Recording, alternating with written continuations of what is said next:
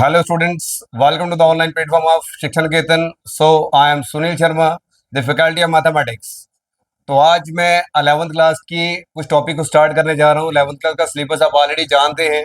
जैसे सिलेबस के अंदर सेट्स है पहला chapter, second chapter relation and functions, and third is trigonometric functions, complex number fourth chapter, and fifth is linear inequality, and next permutation combination, binomial theorem, sequence series, straight line, and 10th chapter conic section, 11th limits and derivative, next introduction of 3D, 13th statistics and 14th probability.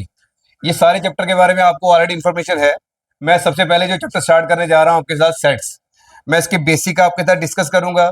इसके जितने important topics है वो discuss करूंगा. Sets क्या होता है, इसके अंदर क्या इन्फॉर्मेशन आपको चाहिए सेट्स को सीखने के लिए. तो मैं स्टार्ट करने जा रहा हूँ. आज का जो पहला टॉपिक सेट्स की अगर बात करें तो सेट्स के अंदर जो पहली टॉपिक आता है, जो पहली डेफिनेशन आती है वो सेट को लेकर ही आती है. तो हम बात करेंगे सेट. तो सेट क्या है? It is a well defined collection of distinct object. It is a well defined collection of distinct object. अब तीन वर्ड यहाँ पे बड़े अच्छे हैं. कलेक्शन, कि हमें कोलेक्ट करना है किसको? ऑब्जेक्ट्स को. और ये डिस्टिंक्ट का मतलब क्या हो गया? डिस्टिंक्ट मीन्स ये ऑब्जेक्ट सारे अलग अलग होने चाहिए.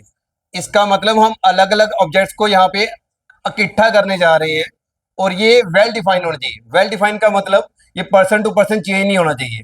जैसे सपोज करो मैं क्लास की बात करता हूँ, मैं कहता हूँ ये क्लास के अंदर ये इंटेलिजेंट बच्चे हैं, ये इंटेलिजेंट बच्चे हैं, तो पर्सन टू पर्सन सोच वेरी नहीं होगी. मैं तो रोल नंबर 1 को इंटेलिजेंट मानता हूँ, रोल नंबर 2 को इंटेलिजेंट मानता हूँ, रोल नंबर 3 को इंटेलिजेंट मानता हूँ, तो ये पर्सन टू पर्सन सोच वेरी नहीं होगी. जब मैं रोल नंबर्स की बात करने लगा हूँ कि क्लास के अंदर 1 to 5 रोल नंबर ये है, ये पर्सन टू पर्सन वेरी नहीं होगी. इसका मतलब ये स्टेटमेंट वेल डिफाइंड रहनी चाहिए. जब सेट बना तो सेट को डिनोट भी तो करना था. तो सेट को डिनोट किससे करेंगे? तो सेट को डिनोट करेंगे कैपिटल लेटर से. तो मैंने यहाँ पे बोला कि इसको डिनोट करेंगे हम किससे? कैपिटल लेटर से. और सेट के अंदर मैंने ऑब्जेक्ट्स बोले थे. ऑब्जेक्ट्स को एलिमेंट्स भी बोलते हैं. और इसके एलिमेंट्स को हम डिनोट करेंगे जनरली, आमतौर पे हम स्मॉल लेटर से डिनोट करेंगे या फिर नंबर से डिनोट करेंगे. स्मॉल लेटर्स कैसे? ABC, इससे डिनोट कर लेंगे, या फिर नंबर 1 2 3 4 ऐसे नंबर यूज कर लेंगे. तो ये सारे के सारे सेट बन जाएंगे. सेट जब बनेंगे, एलिमेंट को इकट्ठा किया जाएगा, एलिमेंट को कोलेक्ट किया जाएगा, तो किसी ब्रैकेट के अंदर बंद करना होगा. तो ऐसी ब्रैकेट के अंदर इसको बंद कर दिया जाता है. ये ब्रैकेट बनाते कैसे हैं पहले वो भी सीख लेते हैं. एस लिखेंगे, उल्टा एस लिख देंगे, ब्रैकेट तैयार होगी. इधर से उल्टा एस लिखेंगे, सीधा एस कर देंगे, तो ये ब्रैकेट तैयार होगी. अब इसके अंदर एलिमेंट डालनी है. तो मैंने क्या कहा था?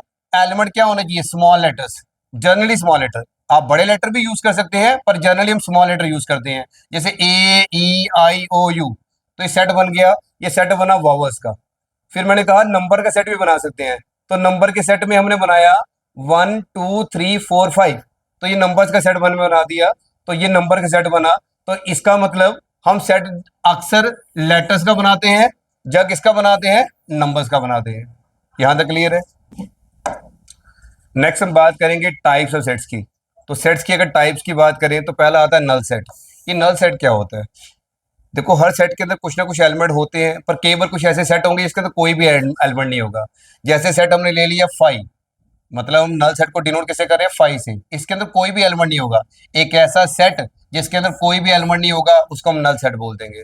लेकिन अगर कोई एलिमेंट पाया गया, जैसे एक सेट के अंदर एक ही एलिमेंट पाया जाता है, तो हम उसको बोल देंगे सिंगलटन सेट. मैं एग्जांपल से बताता हूँ. सपोज कर लो एक मैंने सेट बना लिया और उसके अंदर खाली 2 लिख दिया, तो ये कौन सा सेट हो गया? सिंगलटन सेट हो गया. फिर नेक्स्ट उसके बाद जो हमारे पास बनेगा फाइनाइट सेट. फाइनाइट सेट क्या होता है? जिस सेट के एलिमेंट को हम काउंट करें और वो काउंटिंग करते करते खत्म हो जाए. एग्जाम्पल, सपोज ये मैंने ले लिया A 1 2 3 4 1 2 3 4. तो सेट की काउंटिंग खत्म हो रही है, तो ये सेट बन जाएगा फाइनाइट सेट. जैसे हम क्लास के बच्चे काउंट कर रहे हैं तो क्लास में 50 होंगे, 60 होंगे, काउंटिंग करते करते तो खत्म हो जाएगा सेट, तो उसको हम बोलेंगे फाइनाइट सेट. नेक्स्ट हमारे पास आएगा इनफाइनाइट सेट. अगर एलिमेंट कभी खत्म नहीं हो, जिसकी काउंटिंग कर रहे हैं हम लोग और गिनते गिनते कभी खत्म हो नहीं पा रहे हैं, उसके अंदर इनफाइनाइट नंबर ऑफ एलिमेंट है, that set is known as infinite set. Example, natural number आप ले लीजिए. नेचुरल नंबर आप कभी काउंटिंग करते करते खत्म हो गया नहीं, तो ये कौन सा सेट बन जाएगा? Infinite set. होल नंबर ले लीजिए, ये भी कभी खत्म नहीं होगा, ये कौन सा सेट हो जाएगा? Infinite set. तो इन सेट की अगर बात करें कि नल सेट मतलब कोई भी एलिमेंट नहीं है, सिंगलटन मींस एक एलिमेंट होएगा, फाइनाइट मींस जिसको आप गिन रहे हैं 3 4 5 6 10 12 जितने भी एलिमेंट है हम उसको गिनते गिनते खत्म कर दें वो फाइनाइट हो जाएगा, और जिसकी काउंटिंग कभी खत्म नहीं हो, वो नेचुरल नंबर जितने हैं नंबर्स वो कभी गिनते गिनते खत्म होने वाले नहीं है, वैसे सेट को बोलेंगे नल सेट। मैं एक एग्जांपल भी देता हूँ, अब स्टार्स को काउंट कर रहे हैं, वो स्टार्स कभी काउंट करते करते कभी खत्म नहीं होंगे, वो तो इनफाइनाइट है। दैट इज वाई तो स्टार का सेट अगर बनाया जाए तो वो इनफाइनाइट सेट है। नेक्स्ट लास्ट आ गया हमारा इक्वल सेट। दो सेट इक्वल तब होंगे जब उसके पास नंबर ऑफ एलिमेंट क्या होंगे, सेम होंगे, और उनके एलिमेंट भी सेम होंगे। इसके आगे हम करेंगे कंटिन्यू कल। आज इस लेक्चर के आगे आप देखने के लिए मुझे लाइक करें, इसको शेयर करें और मुझे सब्सक्राइब करें। Thank you.